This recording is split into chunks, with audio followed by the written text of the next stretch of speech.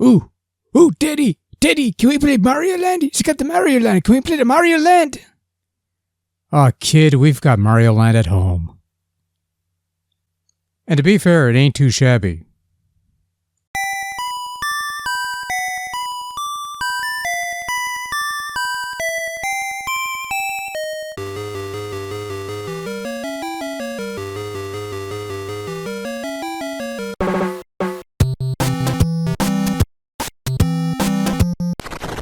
Cham The Cat Adventure, released in 2021 for Nintendo Switch from developer Retsu-san and made using the Pixel Game Maker creation toolset, can be best described as Super Mario Land at home. And I don't say that flippantly, this is almost a blatant ripoff of that game. Right down to the same layout, the same play mechanics, the same type of worlds, the same font, similar graphics and musics, and some other stuff they probably ripped off or paid tribute to. Yeah, that's it. Paid tribute. That's it. I mean, sure, why not? This was on sale one day for a couple bucks, and I figured if the Bomb Jack at Home game Super Jagger Bomb turned out fun, and I don't care for Bomb Jack normally, then surely Cham the Cat could do a better job of emulating Mario on a Nintendo platform and somehow not get C&D'd out of existence. Maybe if the game was bad or something, but it really isn't, so it really doesn't matter.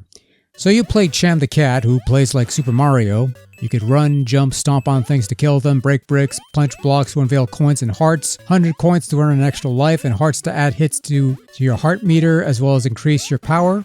Unlike Mario, however, Cham has a melee attack. You start with a punch, you get 1 heart, you'll get a whip.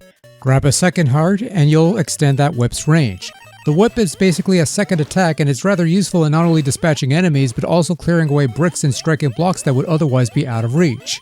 If you take a hit, you lose 1 heart, and if you lose all your hearts, you lose a life and restart at the beginning of the current stage, unless you touched on a checkpoint. So this essentially becomes Super Mario Land with a whip, and again, I bring that game specifically because this could easily be seen as a pretty extensive ROM hack of that title. The layout is pretty much the same, the controls are roughly the same, you press A to jump, hold B to run, and also press B to attack with the whip. I do wish you could remap your buttons to something more suitable for this controller setup, but it's far from unplayable.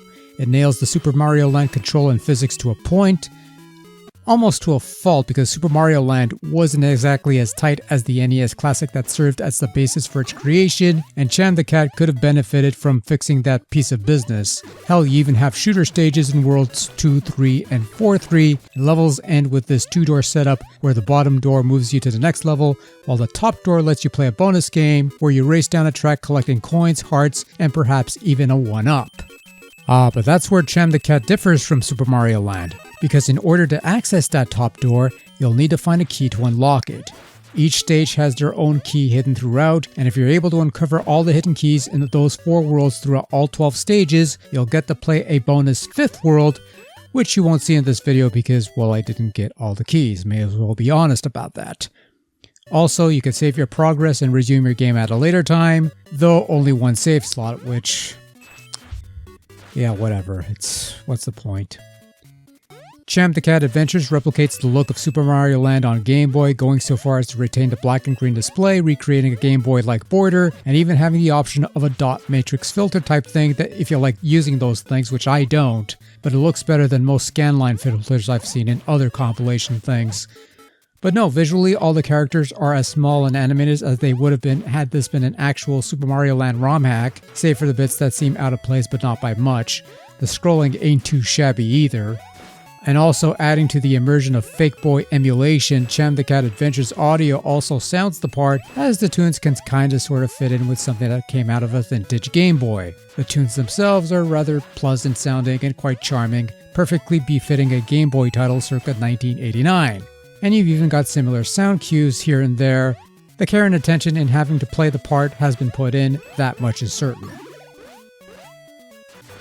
Overall, Cham The Cat Adventure may be Super Mario Land at home, but it's Super Mario Land at home done well, with a couple added bits to make it slightly more unique.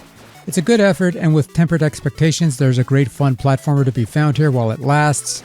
At the risk of ruffling a few feathers, I might have enjoyed this more than I had Mario Land, and think that this is slightly the better game, but not by much. Either way, 6 golden coins is better. Bye!